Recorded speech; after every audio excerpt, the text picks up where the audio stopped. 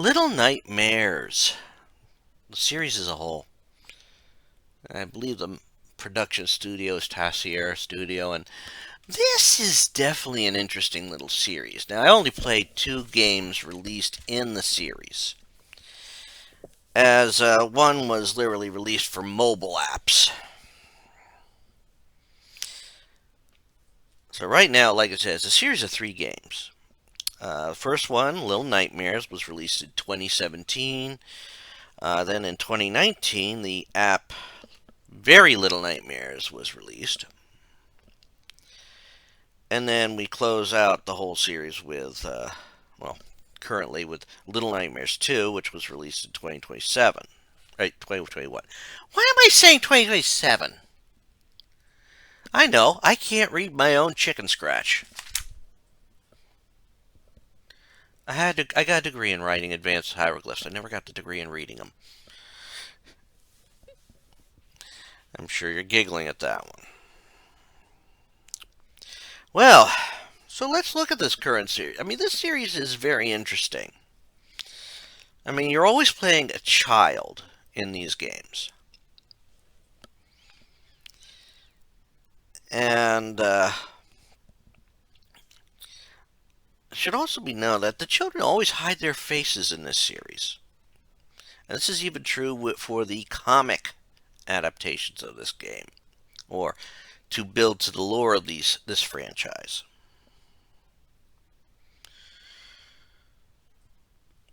But, I have to look at how this game progressed over the years. And it's a very interesting concept. Little Nightmares lives up to his name because almost everything is freakishly nightmarish, and it can be unnerving.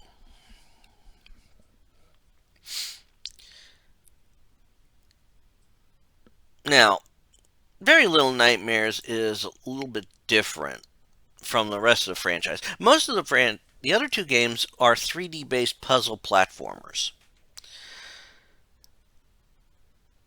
And Very Little Nightmares is a mobile grid based platformer, with each room being its own level. I should also note that each game has its own protagonist, although with Very Little Nightmares, it's different. Very Little Nightmares basically starts with you playing a character known as the girl in the yellow raincoat. Not Six, the girl in the yellow raincoat.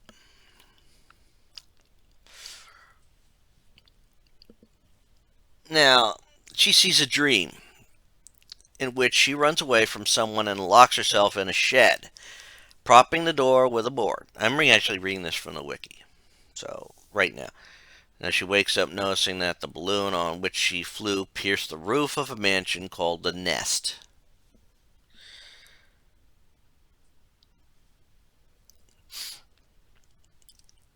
So now she has to escape this place.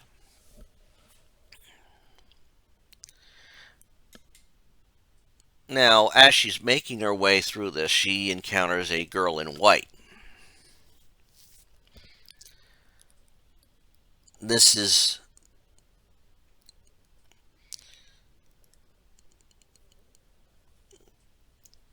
but she also, they're, I guess, also trying to escape. As this girl in the yellow raincoat, she is encountering various characters.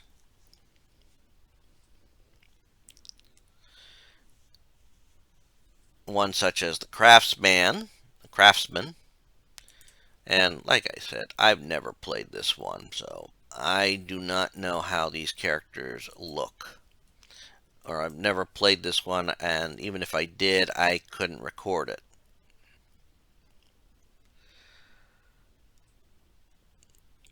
Definitely a weird looker from what I can see, but And of course, he's got like long arms, long legs. Who knows? Maybe he ends up being the janitor in the mall. I don't know. Probably lost his legs.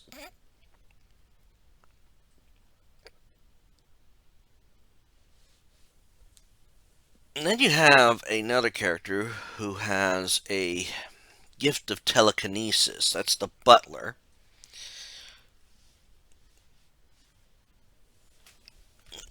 And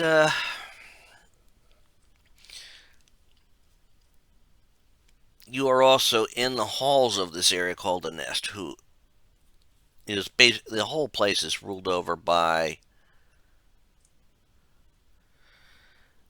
a character only known as the Pretender. She is the mistress of these grounds. Now, of course, you figure a way through the puzzles of this game,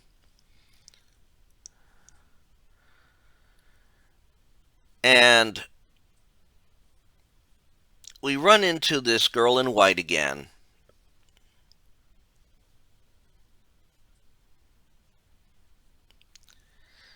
And as it turns out, after you save the girl in white and the Pretender then attacks you,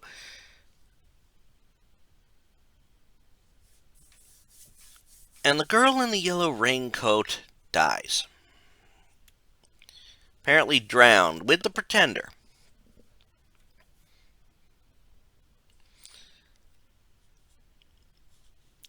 And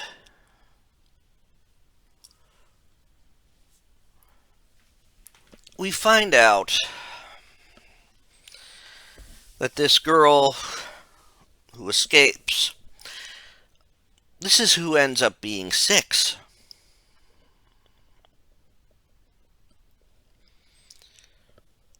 So then we move through the timeline. Six makes it to shore somehow. And she eventually ends up in where she's found in when you play through Little Nightmares 2 as Mono. That's right, like I said. The timeline for these games is Very Little Nightmares, Little Nightmares 2, Little Nightmares. For now.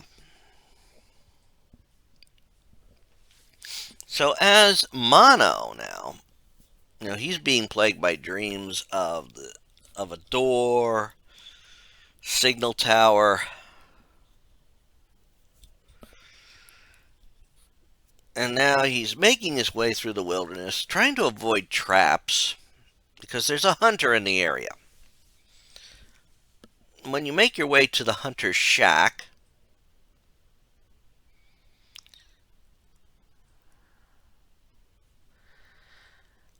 you basically run into,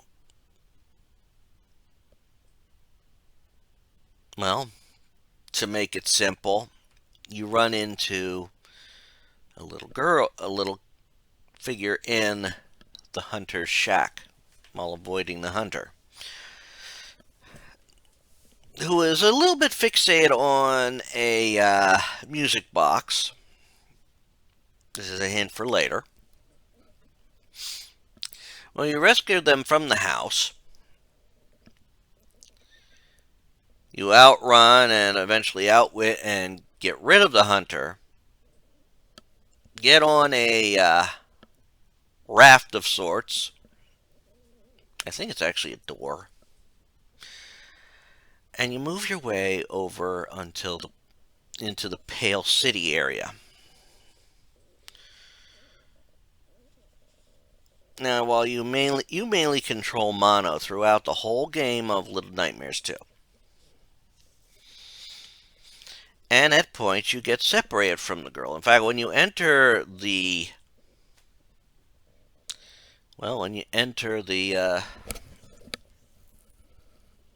school,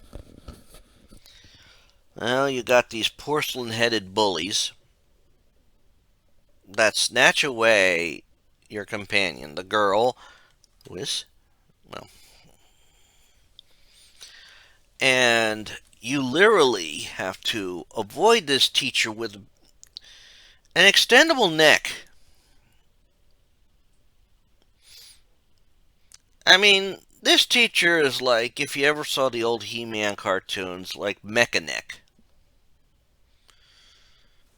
That telescoping neck. And, well, in the cartoon, it was a lot more flexible than it is than in the action figures was. It also has a lot more on it, so, that's the tricky part.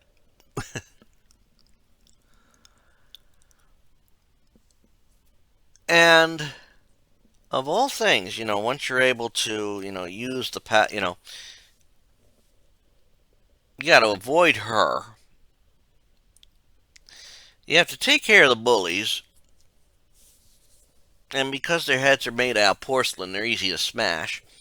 You also have to avoid traps that are laid out all over the school. I mean, you take one step without being aware of what's coming, and you get creamed by a spiked log that gets launched from the ceiling.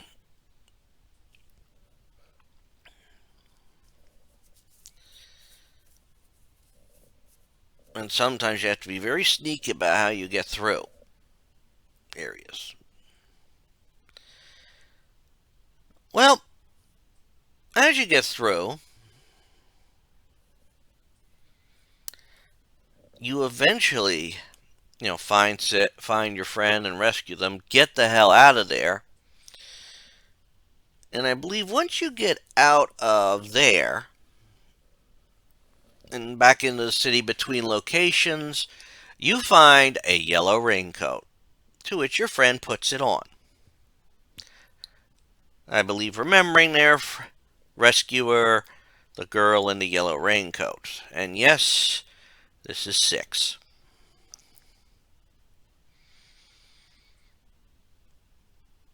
Then you make your way through the hospital, where you get split up again mainly because it's more practical.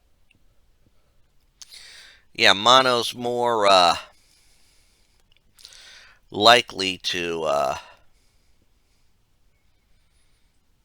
get the stuff that you need. And I swear, this hospital was nerve-wracking. It made me understand the phobia that people have when it comes to mannequins. The patients in the hospital are literally mannequins that are alive. They freeze under bright light.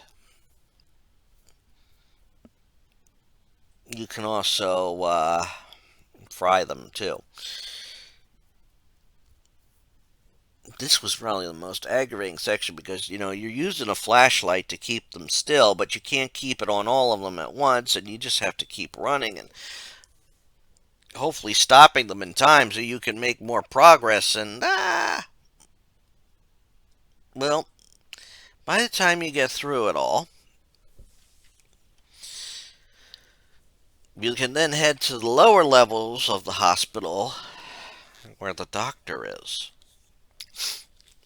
The doctor is big, lumbering, hanging from the ceiling. I mean, honestly, I'm afraid this guy is going to fall.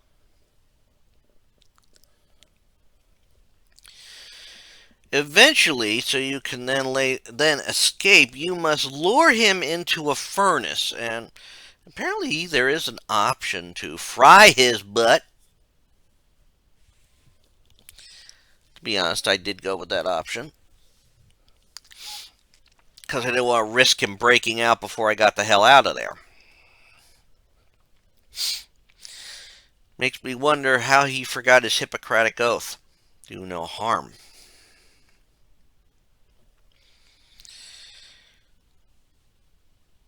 Of course, once we break free of the hospital, we are then off to the next section, which is the actual city itself. Now, at 2 points between this and there, you have been interacting with the TV. Apparently, Mono can interact with these TVs just by touching the screen. Each time You have to, of course, fix the view on the screen and then start down a hallway. Once you get to the Pale City part, where you're going through the residential area, and you must avoid these residents who are fixated on that TV. Yeah, you have to keep moving. If they catch you, you get bombarded with static-like sound and get killed.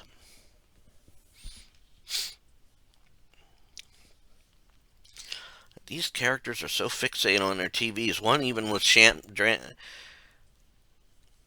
rammed his head into it, and others are falling to their death to catch the signal.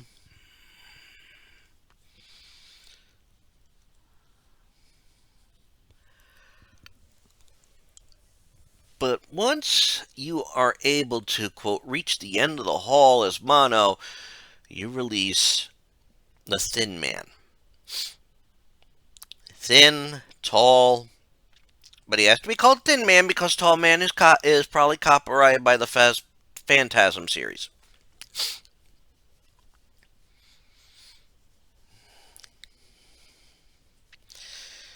Well, now you are trying to outrun him.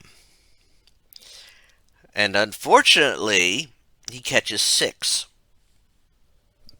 Oh, now you have to rescue her again.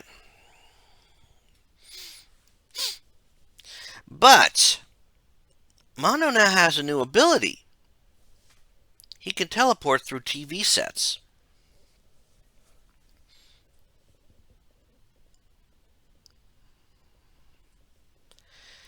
And must solve puzzles, some sort of puzzles to get to the TV sets. So after teleporting through TVs to advance from one TV set to another set of TV sets, we get to a point where the Thin Man comes after us again.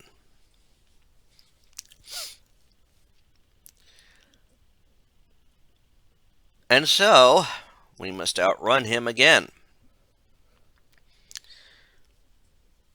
And once we do, we run across a glitchy version of 6, and they basically point us to where we must have our final confrontation with the Thin Man.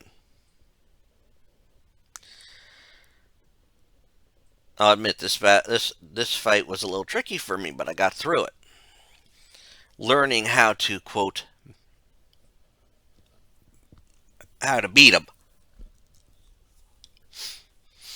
And for the first time, a character willingly removes the coverings over their face.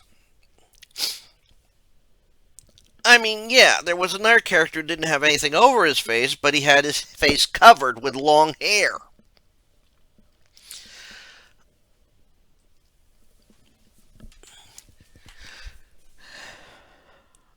And after, of course, we have that battle and defeat the Thin Man, we bring the signal tower closer to us.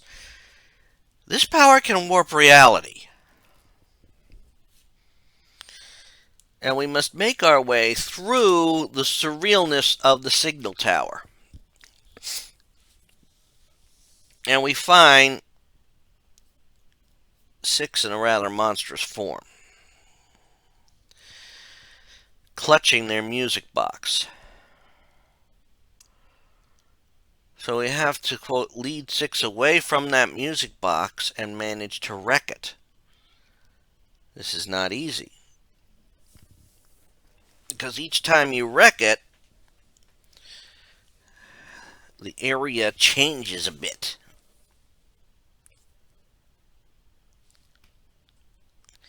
And more surrealness occurs. I mean, I'm going to go through this door, and I'm going to appear at the other side of this area.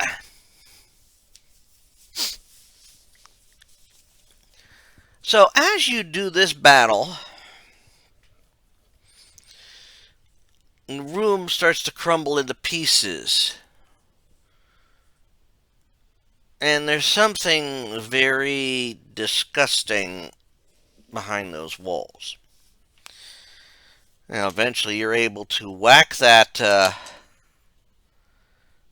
thing enough times to get rid of the to return 6 to normal.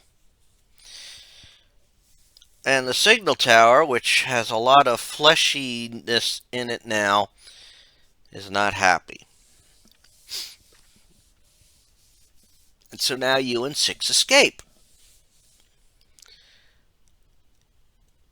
And just as you are about to escape, after barely making a jump and basically holding on to 6 for dear life, because 6 luckily made the jump, 6 doesn't pull you up to safety. 6 lets you go. And you fall. Fall into the mass of fleshiness that this thing is. Where you make your way to a chair and you sit down, basically resigned to your fate. And you see Mono age, get older, get taller, get a bit more gaunt. And Mono becomes a very thin man he defeated.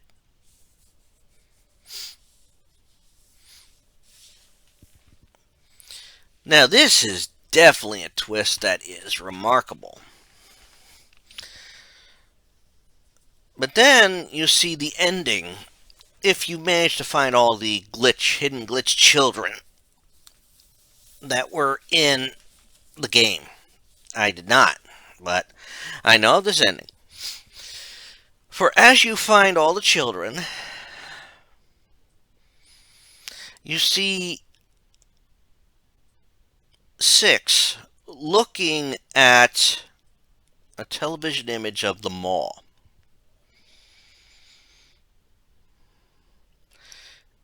And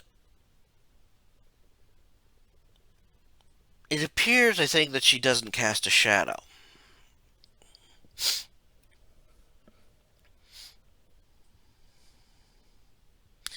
And this has some significance.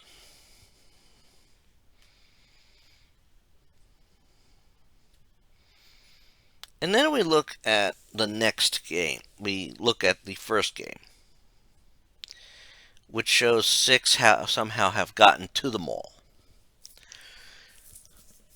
Where, as you make your way through the mall, you find out that the children, these children, like yourself, like Mana, like the girl in the yellow raincoat,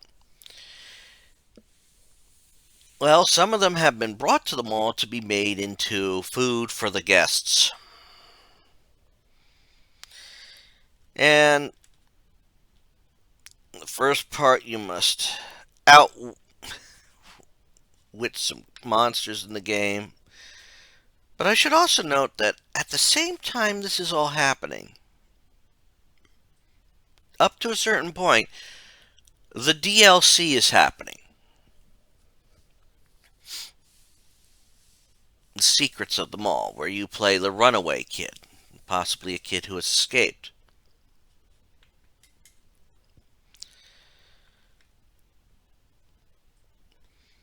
So the kid who has escaped, he is basically first off running through the basement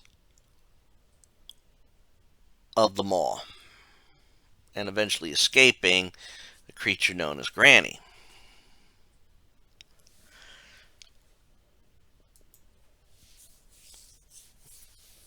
Now, at this time, 6 is making their own way through the first area of the game.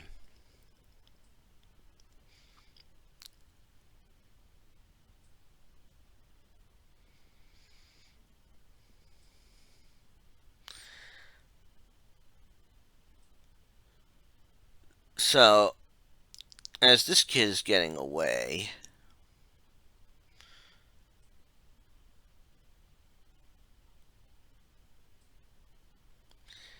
He kills her by throwing a television into the water.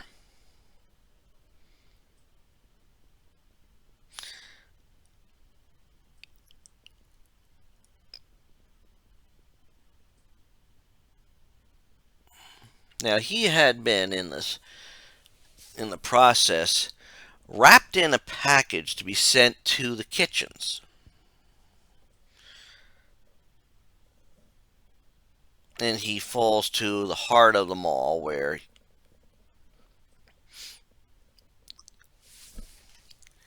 he has to now escape that, but also escape the janitor who had caught him at the end of the first part of the DLC. This is obviously happening before 6 has gone through there, because when she gets through that area and then moves on to the kitchen area, she leaves the janitor without his arms.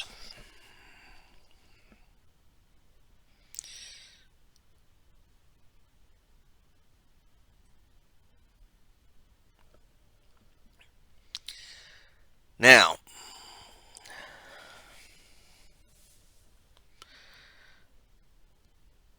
you eventually see this at some point because the because 6 is going through some of the sections as well. Well, not exactly some of them, but she is basically running through the levels almost at the same time.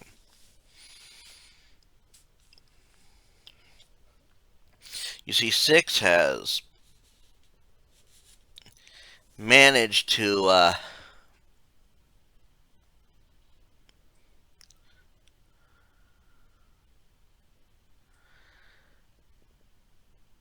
while he's doing all this, now he has also managed to escape the bottom of the mall and make his way up to the lady's residence, who is the charge of the whole show.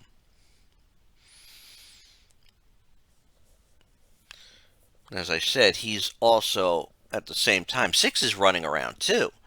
6 has, of course, by this point, when he heads up to the mall, and he's now dealing with the lady up there, trying to escape up there and coming across the lady up there. She is basically having defeated the janitor, leaving him without arms, and snuck through the kitchen area while trying to outsmart the two chefs there, which could be a little easier said than done.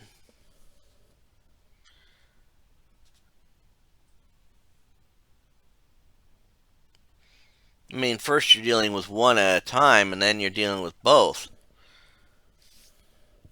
And once you get past them, 6 makes their way up to the guest area. And also throughout this, no doubt part of what happened to them, thanks to the Thin Man, they have developed a hunger. And it gets increasing, harder to satisfy.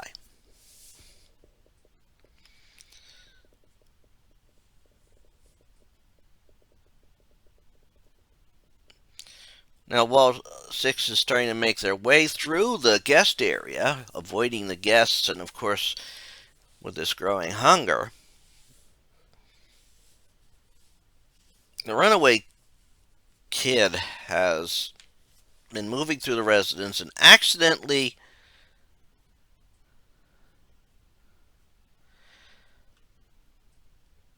comes across the lady looking at themselves in a mirror, and they are not pleasant looking. They've been wearing a mask every time you've dealt with them when you deal with them as 6.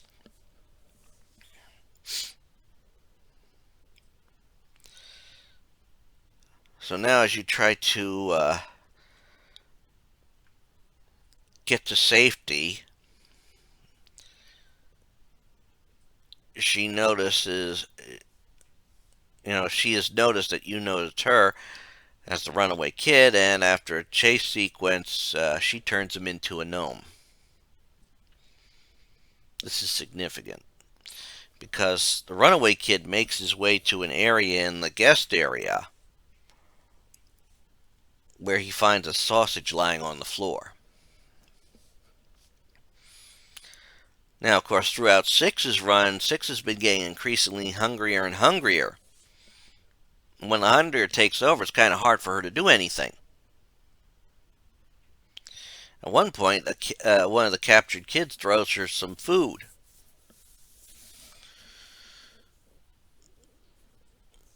But in this part, he's holding the sausage.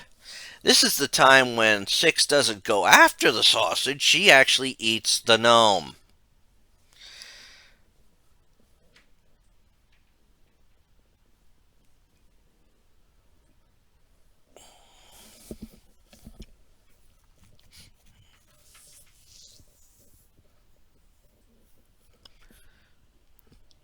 Now,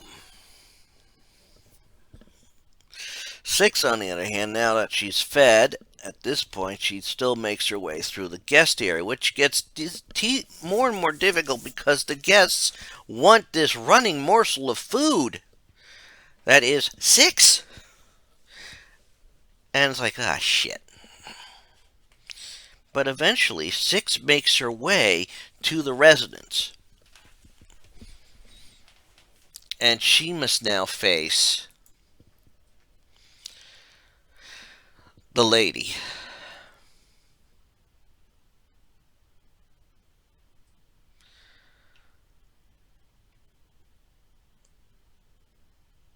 Now, in order to escape, she must fetch a key. She must get past the lady. At this point, the lady has made sure mirrors are broken, but there is still one mirror piece that she didn't fully destroy. And so Six uses this to defeat the lady.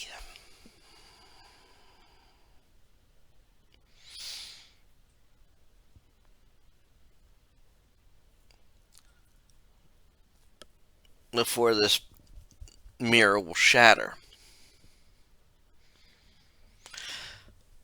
The lady has been, quote, defeated, laying on the ground, but the Six is hit by another hunger pain. And as it always plays out, whenever that hunger pain hits, she must eat. And unfortunately for everybody,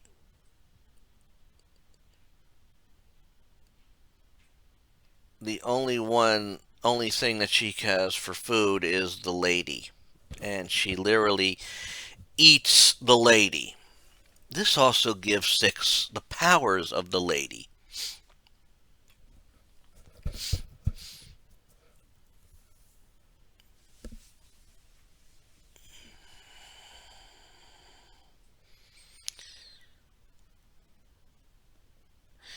And she absorbs like the powers, the darkness.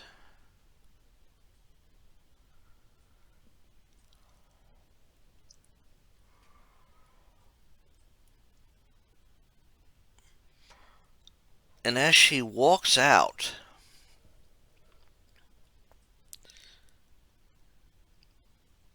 she walks past all the guests. This ability to absorb darkness and all that, killing them in the process.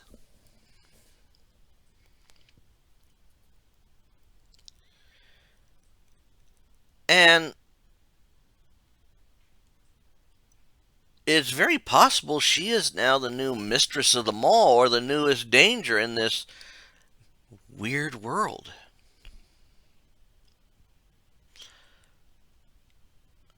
This is probably one of those beautifully done games that hints at so much more. I mean, let's face it, almost everything in these games are a monster in some way. Even the kids, they become monsters. It's a very dark but a very fun game franchise. It's not just strictly platforming or fighting, it's figuring out.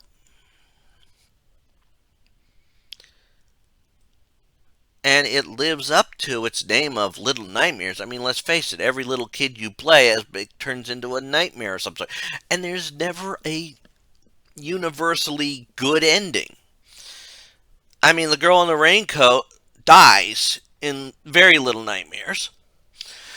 Just when you think she's going to survive and all that, she dies. Mono becomes the Thin Man. Six becomes this very dark, life force draining thing.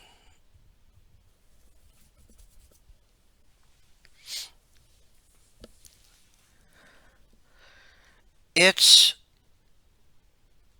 it's it's a remarkable thing, and this game is full of twists.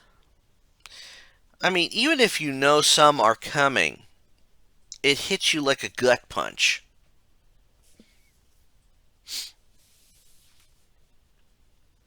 It really does. And I think this is part of its charm. Now, there is a third game in the works. So, I don't know where this third game is going to fall in the franchise.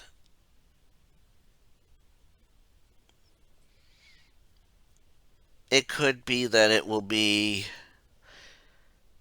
set between two of the existing titles. It could come after the last title. Well, the last title in the timeline. It could even be set before it. We don't know. And it's going to remain that way until the third one comes out. But yes, it is in the works. This is a fun series to play through. I mean, even if you don't ever get to play the mobile game, Very Little Nightmares, you could probably find playthroughs of that and watch that and get the gist of the game. It's a dark but complex world for such a simple game.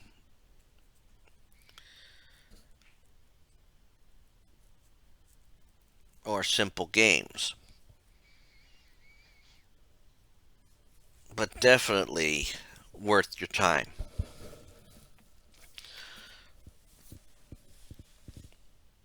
And it should be known, I think there must be some sort of significance about that yellow raincoat.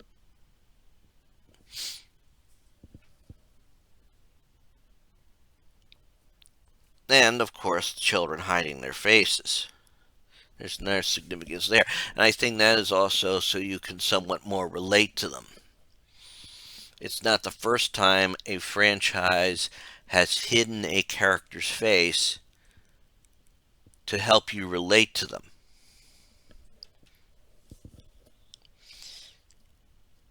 But that is speculation. At least the yellow raincoat. I'm sure the developers, if there is a special significance to it, they're going to tell you.